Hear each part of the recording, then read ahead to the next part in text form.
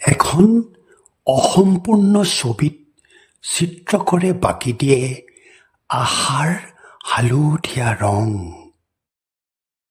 ঘাতক সময়ে পাৰ কৰি আহে, স্নাতক সপোনে মিঠা বিষ পান কৰি কৰি অমৃত হয়। ৰাতি ৰাতি কালে বুকু পঢ়ে কবিতাৰ, উশাহ ল'বলৈ বিচাৰি ফুৰে এখন আকাশ।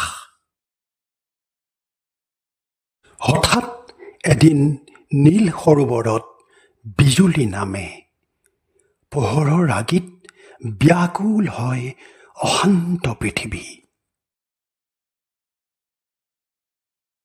এদিন আকৌ ধুনীয়া হ'ব এই ঘূণীয়া জীৱন। অসংখ্য চকুমুখত মাথো বিচাৰি থাকিব এজুৰি চকু।